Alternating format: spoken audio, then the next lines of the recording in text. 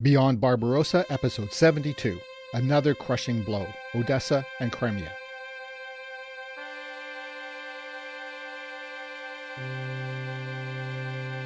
Welcome to Beyond Barbarossa, the first English-language podcast in the world to focus on the Eastern Front of World War II.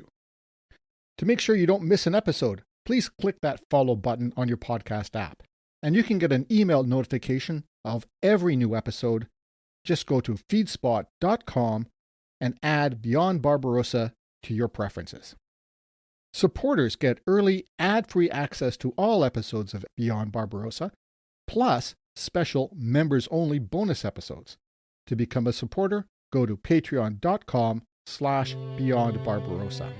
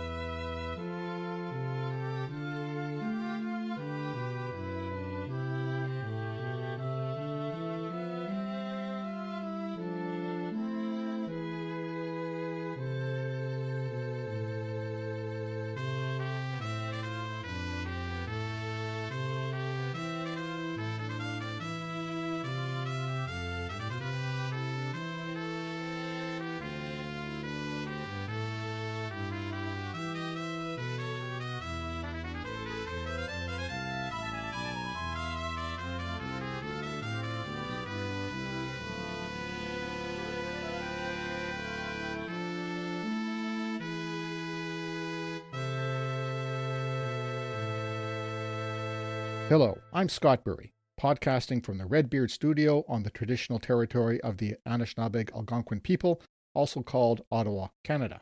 And I'm joined in the studio today by my stalwart assistant, Ragnar the Magnificent. The last narrative episode of Beyond Barbarossa, that is, where I was describing the progress of the war on the Eastern Front, was 3 episodes ago, and it introduced Stalin's 10 crushing blows that happened in 1944. The first was the lifting of the siege of Leningrad and pushing the German army group north to the Estonian border, thus liberating also Novgorod, if we can call reoccupation by the Red Army liberation. The next crushing blow was the so-called liberation of Right Bank Ukraine, according to Stalin. Most people in the West know it as the Dnipro-Carpathian Offensive, which cleared Axis forces out of northwestern Ukraine, and we looked at that in episode 69.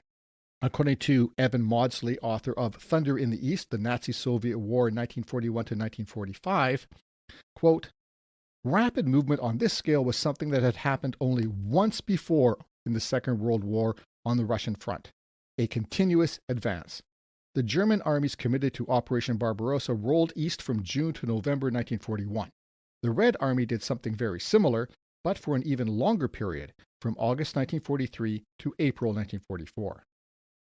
In 1944, the situation is the opposite, the mirror image of 1941. After the battles of Stalingrad and Kursk, rapid movement across Ukraine and then over the Dnipro River to the Carpathians and the Romanian border. And that's where we left off the narrative before the interviews of the past 2 episodes. It introduced Stalin's broad front strategy, that is, attack everywhere all along the line continually until the enemy breaks somewhere, and then exploit that break as fast and as hard as you can. This strategy was only possible because of the USSR's massive resources of people, equipment, and materiel, largely supplied through the Lend-Lease program. By mid-March 1944, the Red Army had driven the Wehrmacht almost completely out of Ukraine. This would bring them to an area in southwestern Ukraine where there are consecutive major European rivers, the Bug or Bug, the Dniester, and the Prut. That progress is what we're going to cover today. The third crushing blow, Odesa and Crimea. It was Stalin who put those two operations together into one crushing blow. They usually are described as separate operations, and in many ways they were, but they were intertwined. They did influence one another. And maybe Stalin thought that 11 crushing blows didn't sound as good as 10 crushing blows. I don't know, maybe it sounds better in Russian. So what we're going to talk about is the Odesa offensive and the Crimean offensive. One quick note, we're using the Ukrainian spelling of Odesa because it is a Ukrainian city. One S. Two S's is the Russian spelling. So what I'm going to do to illustrate the individual yet connected nature of these two operations in one crushing blow, I'm going to summarize the highlights in chronological order, which means sometimes one point will be about the Odesa offensive and the next one will be about the Crimean offensive. And then once I've covered that, we're going to dive deep into each operation one at a time for all the gory details.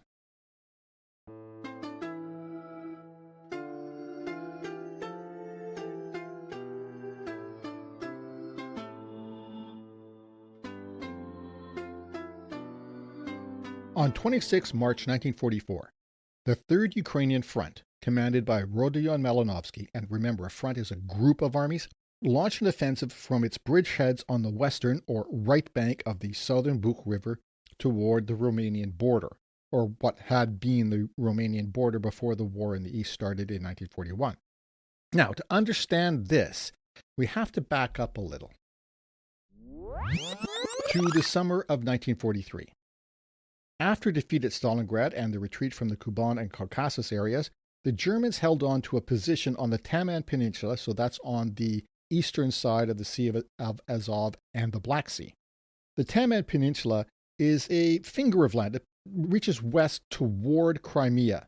It's partly what separates the Sea of Azov from the Black Sea.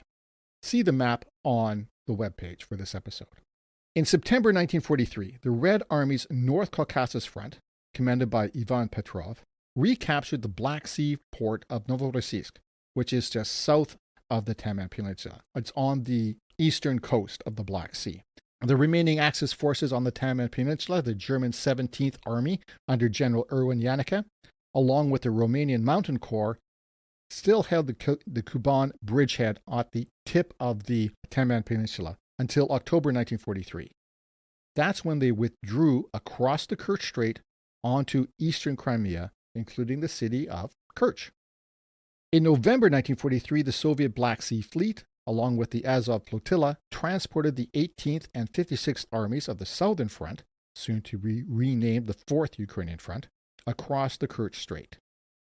A rifle division and a naval infantry battalion landed at a place called Eltingen on 1st November 1943. Then, 2 days later, another 4,400 men of the 56th Red Army landed at another bridgehead on the north side of Kerch, a place called Yenikale. Supported by massed artillery support from across the strait, they pushed the Germans and Romanians back and brought in another 27,700 troops.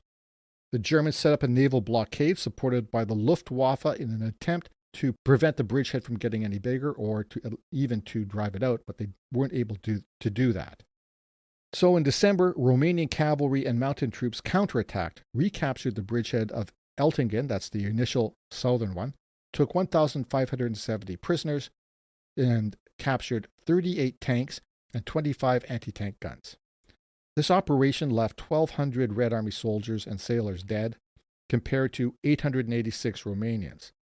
During this battle, around 800 Red Army troops broke out and tried to reach the northern beachhead at Yenikale, and only a few of them managed to make it. The Red Army brought in more troops to Yenikale. By early December, they had over 75,000 men, 582 guns, 128 tanks, and more equipment on this one bridgehead. This would become the starting point for a powerful operation in 1944. But let's not get ahead of the story. So, on Christmas Eve 1943, the Red Army's 3rd Ukrainian Front, under Rodion Malinovsky, launched the Dnipro-Carpathian Offensive in southern Ukraine. It broke through the German defensive Wotan line at Kherson, which is at the mouth of the Dnieper River. This movement blocked the Perekop Isthmus, the entrance to the Crimean Peninsula. Thus, it isolated and trapped the German 17th Army and the Romanian Mountain Corps on the peninsula. Hitler demanded that the Crimea be held at all costs, in opposition to most of the generals who thought it would be a better idea to withdraw to evacuate Crimea by sea. According to most historians, Hitler believed that the Soviets would be able to use Crimea as an air base from which to bomb the Ploiești oil fields in Romania. He also felt that holding Crimea was important politically to keep Turkey neutral. Both of these ideas turned out to be, well, not false, but immaterial, because the Americans were already bombing the Ploiești airfields from their bases in Italy, and Turkey eventually supported the Allies anyway. Still, Hitler sent 4 divisions of reinforcements to Crimea, which meant they were not available for more active parts of the front, such as where Erich von Manstein, then commander of Army Group South, needed them to hold back Zhukov's 1st Ukrainian front in northwestern Ukraine. On 8th March, Hitler issued Order Number 11 on fortified places, which basically meant no retreat, no surrender, fight to the death in this list of cities and other areas. Crimea was one of these fortified places. To quote Evan Maudsley again, Hitler's conduct was a symptom of the problem rather than the cause. The fact was that the Wehrmacht was desperately overstretched. It became more overstretched by the month as Soviet strength built up and the German army and the Luftwaffe faced increased attacks in the West. End quote. Now we have to turn briefly to the political side of the war. Hungary's alliance with Hitler's Germany had been fraught from the beginning. The head of state, effectively Regent Milos Horthy, had a tense relationship with the Fuhrer and resisted, to a certain extent, some of the Nazis' strongest, worst anti-Semitic policies. Still, Hungary became a member of the Axis in 1941, declared war on the USSR, and later on the US. Hungarian troops took part in Operation Barbarossa and fought, and lost heavily, in the attempt to take Stalingrad. By 1944, the Hungarians realized the Axis was losing the war, just like everybody else. Prime Minister Miklos Kálay secretly reached out to the Western Allies for a separate peace for Hungary, even possibly switching sides. Germany, Hitler, caught wind of this, and on 19th March launched Operation Margareta. German troops occupied Hungary, and Hungarian armed forces came under German direct control. Now, Hungary wasn't the only country at this time exploring peace terms. Finland had been fighting the continuation war since June 1941, an attempt to regain the territory it had lost in the Winter War of 1940. For more background on this, Patreon supporters can listen to the Winter War series I did 2 years ago. Anyway, once the Soviets crushed the German 6th Army at Stalingrad in 1943, Finland began looking for a way to get out of the war. There were intermittent peace negotiations in 1943, and Finnish and Soviet diplomats had met again on 16 February 1944. The terms, though, of the peace agreement reached at that negotiation were rejected by the Finns on 21st March 1944. Now we go back to the military. On 30th March, Hitler fired Field Marshals Erich von Manstein, commander of Army Group South, and Paul von Kleist, commander of Army Group A, which at that point was operating along the south coast of Ukraine as well as in Crimea. So 17th Army was part of Army Group A. Field Marshal Walter Model took over Manstein's command, while Army Group A came under the command of Ferdinand Schorner, a fanatical Nazi mentioned 2 episodes ago by my guest and fellow podcaster David Sumner of Europe at War. Check out his podcast after you finish this. It's really good. Now let's get into the broad strokes of this third crushing blow. 28 March 1944.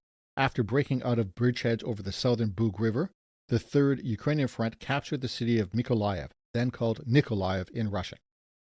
Their goal? To liberate the Black Sea coast of Ukraine, recapture Odesa, and reach the pre-war Romanian border. The German 6th Army retreated, and partly because of the Berezina or Rasputitsa, the season of no roads due to deep springtime mud, lost or abandoned a great number of tanks, armored vehicles, trucks, and other heavy equipment. On 4th April, the Red Army's Cavalry Mechanized Group under Lieutenant General Isa Pliev, comprising the 4th Guards Cavalry Corps and the 4th Guards Mechanized Corps, captured the Razilnaya railway station northwest of Odesa, splitting the German 6th Army in two and cutting the rail line to the occupiers in Odesa. On 8th April, the Red Army began its assault on Crimea. The 4th Ukrainian Front attacked down the Perekop Isthmus southward into the peninsula, while the Coastal Army attacked from its beachheads around Kerch. So back to the north, on 9th April, the Red Army reached the outskirts of Odesa. The next day, 10th April, was eventful. As the 4th Ukrainian Front broke through the German lines across the Perekop Isthmus, the 3rd Ukrainian Front captured Odesa. German and Romanian units evacuated the great port city by sea. Over the next 4 days, the Red Army pushed another 150 kilometers or 90 miles to the Romanian border. 90 miles in 4 days. Think about that. They took the city of Tiraspol, now in Moldova, on the way. Meanwhile, the Coastal Army on the eastern peninsula of Crimea captured the city of Kerch on the 11th of April. The German 17th Army, including the Romanian Corps there, decided to evacuate by sea from Sevastopol.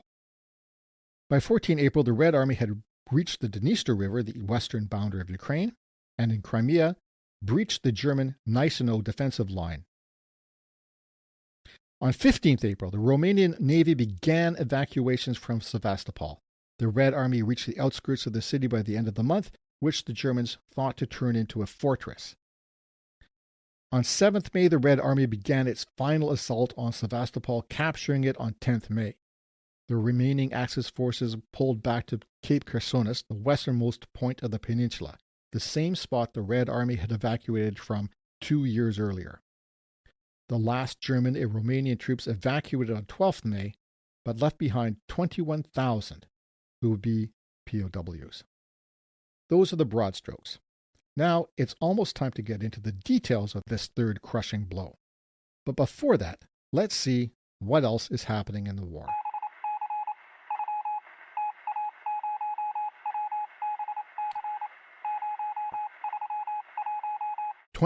March 1944. Japanese forces crossed the border into India at Imphal on the Burmese border. 24 March. British Major General Ord Wingate, creator of the Chindit penetration forces that fought the Japanese in Burma, is killed in a plane crash.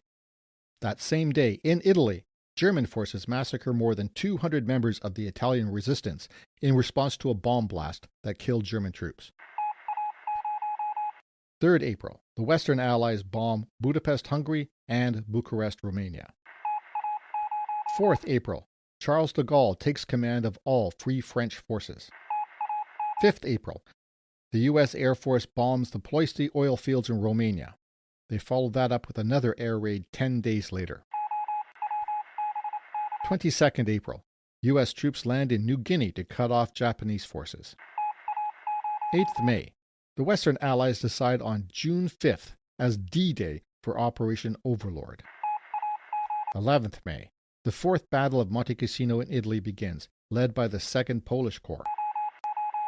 12th May, Chinese forces invade northern Burma behind the Japanese units pushing into India.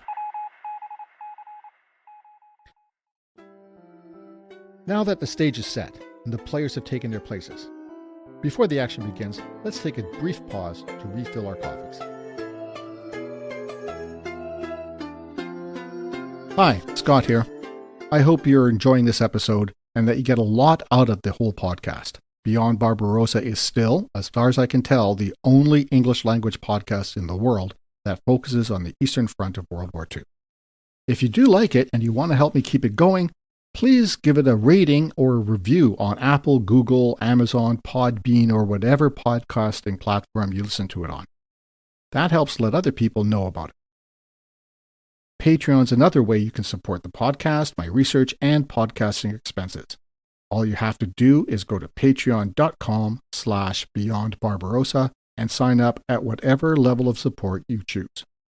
Patreon supporters get early, ad-free access to new episodes, as well as exclusive bonus episodes on topics like the Winter War between the USSR and Finland and the pre-Barbarossa invasion of Poland by Nazi Germany and the Soviet Union in 1939.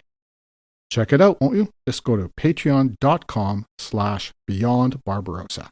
Thanks. Did you know that the cappuccino was invented by a Ukrainian? Or that many first names, like Philip and Agatha, were brought to Western Europe by Ukrainian princesses? Or that a Ukrainian was the first female given the rank of officer in a modern army?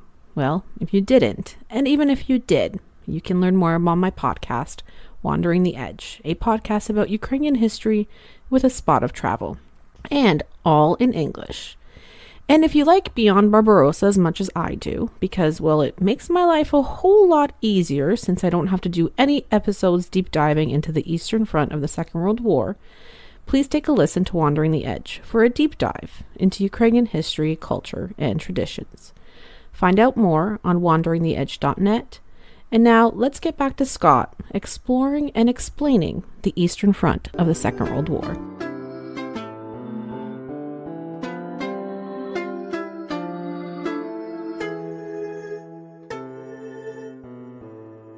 Thanks for coming back to part 2. Now that you have an idea of the plot, let's get into the details of Stalin's third crushing blow of 1944.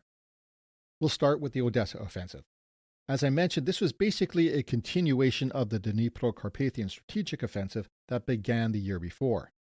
In early March, Rodion Malinovsky's 3rd Ukrainian Front was given the task of destroying the German 6th Army and Romanian 3rd Army of Manstein's Army Group South. I'll take a moment to point out that this is not the same 6th Army that fought in Stalingrad a year previous. This was a new group of forces drawn together from other units as well as new recruits. It was nowhere near as strong as the huge army that General Paulus had led across the steppe to Stalingrad in 1942. In early March 1944, the 3rd Ukrainian Front had pushed the Germans back to the southern Bug or Buch River, established some bridgeheads on the western side or right bank. Their next goal was to clear the Axis out of the land between the Buch and the Dniester. The 3rd Ukrainian Front included the Red 6th, 57th, 37th, and 46th Armies, the 8th Guards Army, the 23rd Tank Corps, and the Cavalry Mechanized Group, sometimes called the Horse and Mechanized Group. It was under the command of General Lieutenant Isa Pliev. This comprised the 4th Guards Cavalry Corps and the 4th Guards Mechanized Corps. Still riding on horses, but they've got another group with trucks and armored cars and so on. The 17th Air Army, comprising 2 aviation corps, provided defense against the Luftwaffe. Theoretically, anyway. We'll get into that. In total, on 28th March, there were 470,000 troops, 12,678 guns and mortars, 435 tanks and self-propelled guns, and 436 combat aircraft. Their opposition was the German 6th Army. As I mentioned, nowhere near that strength. At this point, it comprised 188,551 men, plus 38,000 troops of the Romanian 3rd Army and 5,500 from the Slovak 1st Mobile Infantry Division. This 2-to-1 ratio of attacker to defender may be deceiving. The ground the 3rd Ukrainian Front was sent to recapture is flat, often swampy, broken by many streams and lakes. Take a look at map 3 on the webpage to get an idea of the water obstacles on this area that they're supposed to deploy into. The 5th Shock Army, part of that 3rd Ukrainian Front, moved along the coast of the Black Sea, driving the German 6th Army ahead of it. This was the point where Hitler fired the commander of the 6th Army and replaced him with that fanatical Nazi Ferdinand Schorner. From 80 to 120 kilometers, or 50 to 75 miles farther north along the Bug River, were the rest of the 3rd Ukrainian Front. The 37th Army, the 8th Guards Army, and the Red 6th Army. And also up there was the Horse and Mechanized Group or Cavalry Mechanized Group under Pliev. They started out about 50 miles or 80 kilometers north of the coast. Now, the initial plan was that the 8th Guards Army would break through the German defenses on the right bank of the Bug, moving southwest, while the 37th and 57th Armies on the 8th Guards' right side would push more directly west and northwest. The Cavalry Mechanized Group would then exploit the breakthrough and move toward Odesa. The full offensive began, depending on the source, on the 27th or 28th of March. The 3rd Ukrainian Front, as described, burst out of their bridgeheads on the right bank and penetrated, depending on where they were, from 4 to 25 kilometers that day. They completed the capture of Mykolaiv and drove the 6th Army back. To quote from Prit Butar's The Reckoning, over the next few days, clashes continued in the area to the east of Mykolaiv as various German units, ranging from small groups of soldiers to division-sized battle groups, tried to slip through to the west.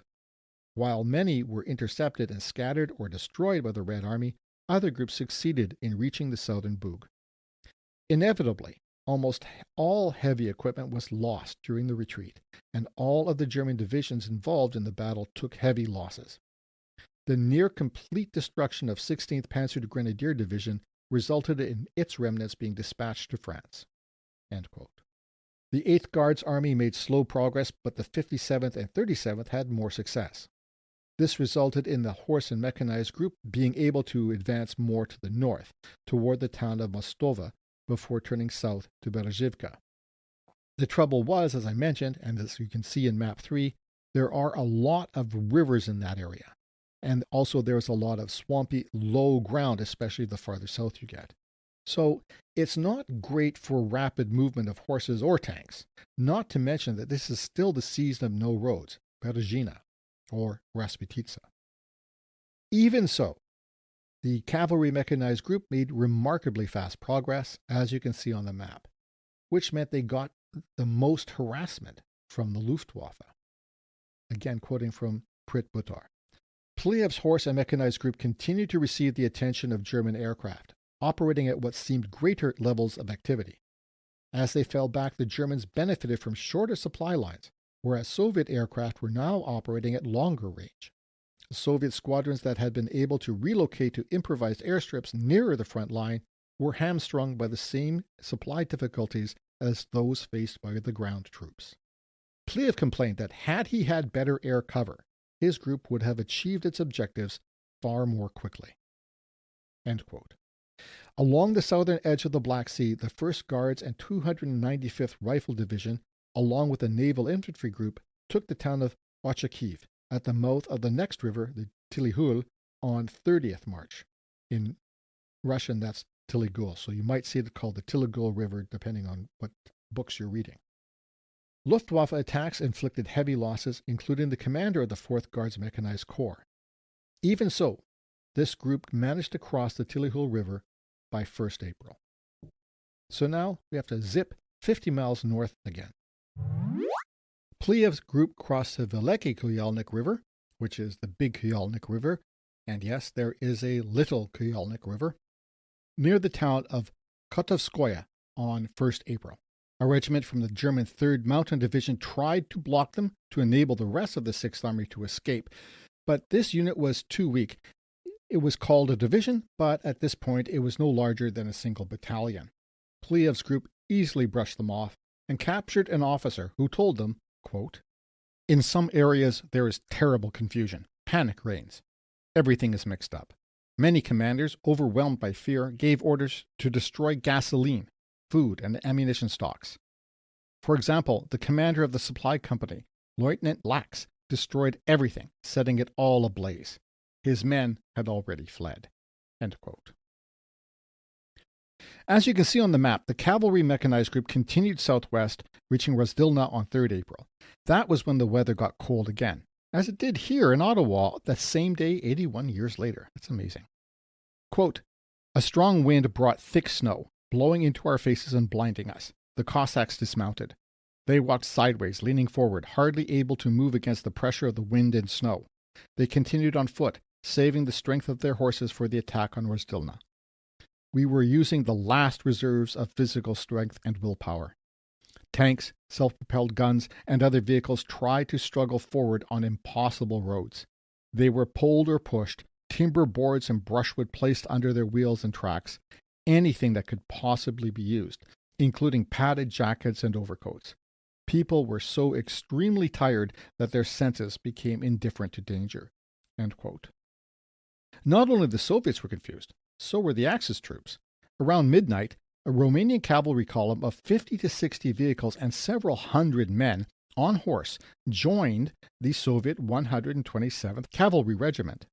The Soviet commander, Lieutenant Colonel Zaborin, realized what was going on and attacked the Romanians. Quote, "In every movement, every maneuver, the men looked so tired they might drop and fall asleep.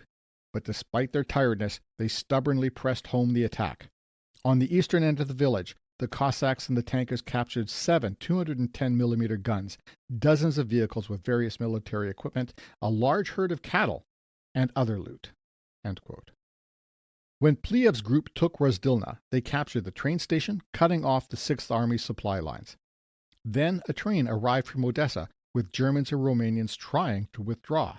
They became prisoners. So as you can see, the cavalry mechanized group has described a wide hooking motion to come up to Odesa from the west. Meanwhile, the 8th Guards and 6th Armies were coming toward the city from the north, as the 5th Guards Army continued its swampy drive from the east. Next, the 9th Cavalry Division took the town of Ovidiopol, which is on the east side of the Dniester's large estuary and was the site of Odesa's water supply. Fortunately, the Red Army got there before the Germans could blow it up. By 6th April, the Soviets took Bilyayivka. Now all the way, Pliev's army group had been harassed by the Luftwaffe, which bombed and strafed almost unopposed. Here's another quote from Pritbitar's The Reckoning. General Tolstakov said, "Due to the unsuitability of airfields and extremely bad weather conditions, our fighters could not reliably cover Pliev's mobile group. We concentrated on protecting the rear area units of the mobile group." Although he doesn't explicitly make the point, Pliev's irritation about the manner in which the same weather conditions didn't appear to hinder the Luftwaffe is clear. End quote. Pliev continued to complain about the lack of air support, but he was somewhat mollified by being awarded the Hero of the Soviet Union, USSR's highest military honor.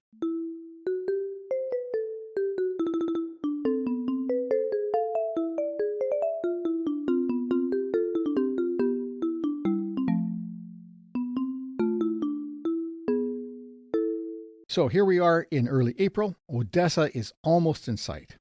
A cavalry charge gave them the village of Dalnik.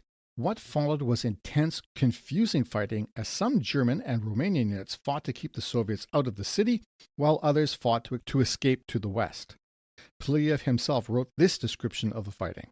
Quote, "A great tide of Kuban Cossacks crossed the railway and rushed to the nearby woodland. Standing in my jeep, I saw the battle banner of 34th Guards Regiment fluttering in the wind. My eye was caught by a Sherman tank, on the right side of which sat the commander of the tank regiment in a black leather jacket with epaulettes and a Cuban hat pulled low over his eyes.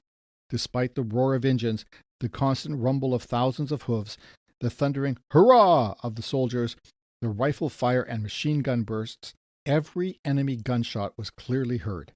At first, the German fire was intense. A direct hit from an anti-tank shell blew off the turret of the Sherman tank on which the new regiment commander had been sitting.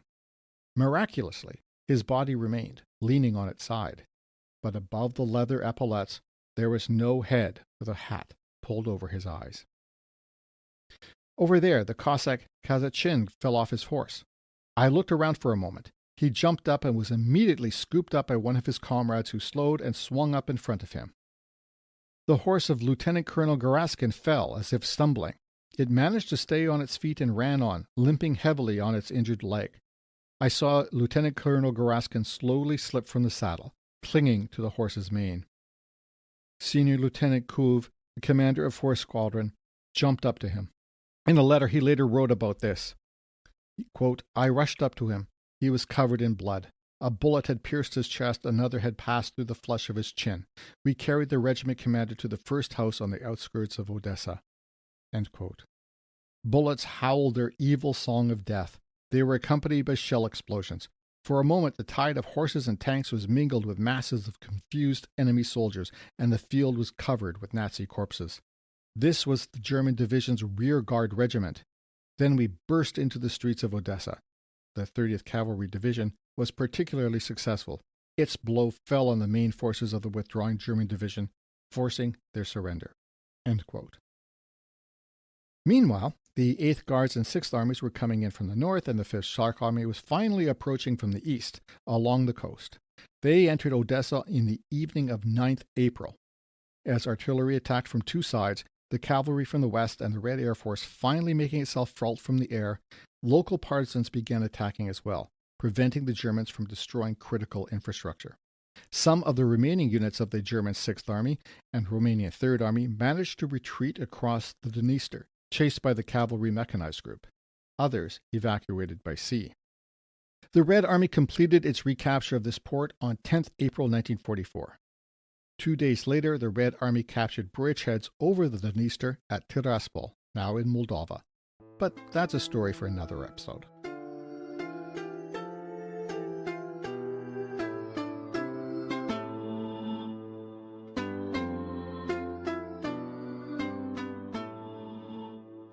This episode is brought to you by the Eastern Front Trilogy, the true story of a Canadian man, Maurice Bury, drafted into the Soviet Red Army in 1941, just in time to be thrown between the jaws of the USSR and Nazi Germany at the launch of the greatest land invasion in history, the monstrous war called Operation Barbarossa.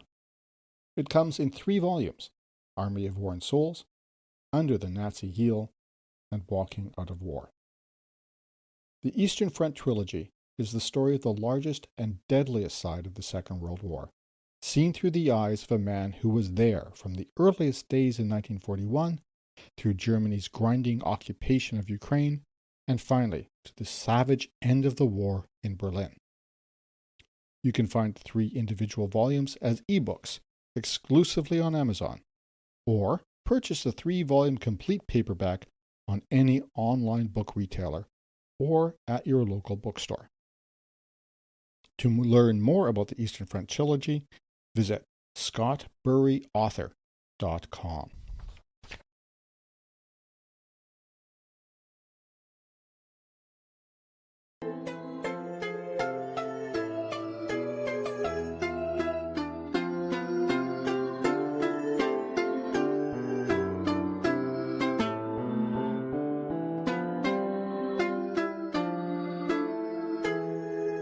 Now let's turn our attention to Crimea.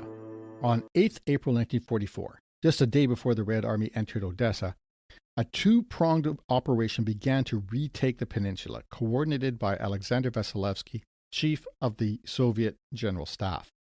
From the north, 2 armies of the 4th Ukrainian Front, formerly the Southern Front, attacked the Petrokov Isthmus, while the Independent Coastal Army, now commanded by Andrei Yeremenko of the Battle of Stalingrad, attacked from their precarious hold on the eastern Kerch Peninsula. The Axis forces remaining in Crimea had been in a dicey situation for months. This now comprised 7 remaining divisions plus 5 German divisions, 4 of them newly arrived. Remember, I said that Hitler sent 4 divisions that were sorely needed elsewhere on the Eastern Front into Crimea in this futile attempt to hold the peninsula at all costs. This force now on Crimea numbered some 200,000 men on paper, but there weren't that many. A lot of the divisions were down to half strength or less. What's worse, they had been cut off by land supply since Christmas Eve, when the 4th Ukrainian Front swept across the mouth of the Dnieper River. The Germans and the Romanians had to supply their occupation by sea, mostly through Sevastopol. To retake the peninsula, the Soviets brought 31 rifle divisions, a tank corps, and 1,250 aircraft, in total 470,000 personnel.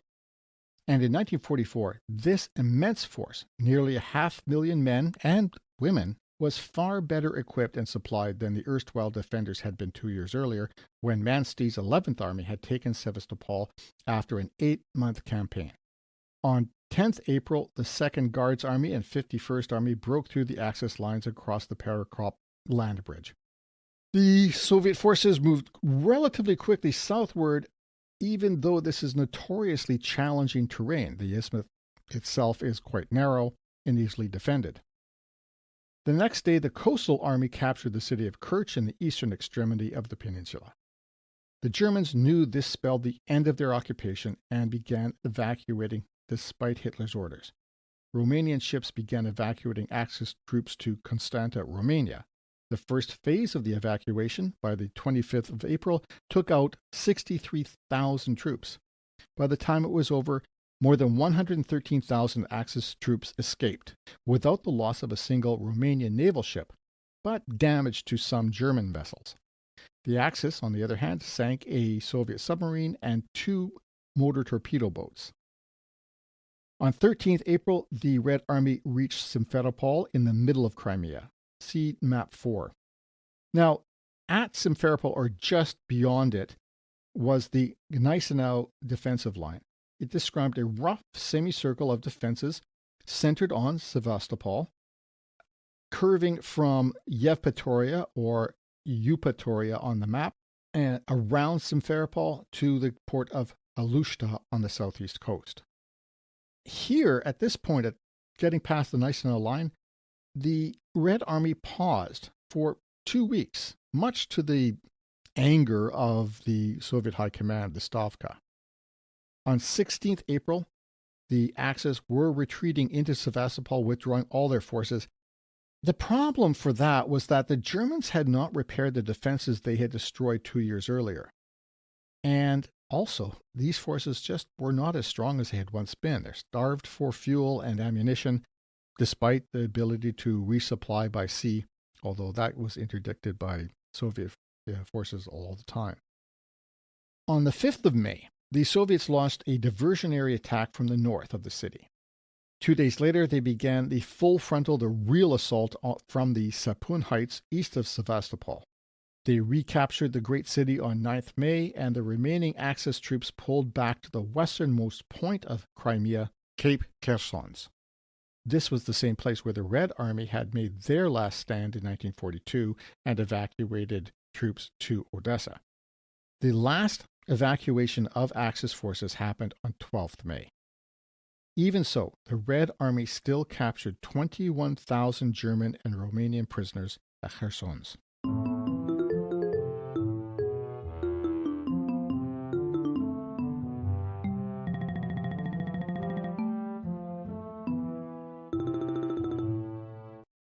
This operation had cost the Red Army 85,000 casualties, 17,754 killed or missing, 67,065 wounded or sick. 171 tanks were destroyed, along with 521 guns and 179 aircraft. The Germans suffered more than the Soviets did for once. 96,700 casualties, including 31,700 Germans killed or missing and 25,800 Romanians, plus nearly 40,000 wounded or sick. After the battle, British journalist Alexander Worth flew in to view the scene. He wrote, "In the plains around Sapun Ridge and along the road that runs to Sevastopol through the valley of Inkerman, the air was filled with the stench of death. It came from the hundreds of horses still lying there, inflated and decaying at the roadside, and from the thousands of dead, many of whom had not been buried deep enough, or even not buried at all. On the killing fields of Cherson's Peninsula, the ground was plowed up by thousands of shells and scorched by the fire of the Katyusha mortars. Hundreds of German vehicles were still there, or were being carted away by Russian soldiers. The ground was littered with thousands of German helmets, rifles, bayonets, and other arms and ammunition. Over the ground were also scattered thousands of pieces of paper, photographs, snapshots, passports, maps, private letters, even a volume of Nietzsche carried to the end by some Nazi Superman." End quote. A week after their recapture of Crimea, the Soviet Union did exactly what you'd expect a liberator to do. they started deporting the civilian population. The NKVD, the People's Commissariat for Internal Affairs, that is, the predecessor of the KGB, began deporting 18,000 Crimean Tatars from the land they had lived in for centuries. These people were sent to Uzbekistan, where they were to stay for decades. Now, I'm recording this in mid-April 2025, and as far as the narrative goes, we've reached May 1944. At that point, the Wehrmacht had been cleared from almost all of Ukraine, from the Black Sea coast to the Pripyat marshes on the edge of Poland. In the south, the Red Army had won back almost all Soviet territory and had entered foreign territory. In the north, the Leningrad front had reached the Estonian border. At a cost in lives and destroyed equipment that would stagger people from the west, today or at any other time. It was clear that the Axis was losing. But it was not a spent force, not by any means. The Wehrmacht was still powerful, lethal, and there would be another year of death and destruction to come in the Second World War in the East, the West, in Italy, China, and in the Pacific. So much more to talk about. But that's all for this episode. Remember, hit that follow button so you don't miss the next one. Thank you for listening to Beyond Barbarossa, the podcast about the Eastern Front of the Second World War. As always, I've put maps on the webpage for this episode, and it really does help you understand where Odesa and all those other little towns are around it, as well as Crimea. Go to beyondbarbarossa.ca or beyondbarbarossa.podbean.com and click on the title for this episode. Don't forget to hit the follow button so that you don't miss a single episode. And for reminders in your email, sign up to track all your favorite podcasts at feedspot.com. If you have a minute, please give us a rating on whichever podcasting platform you use. And a review would not only make me feel good, it helps others find us if they haven't heard of this podcast before. You can get early and ad-free access to Beyond Barbarossa by supporting through Patreon.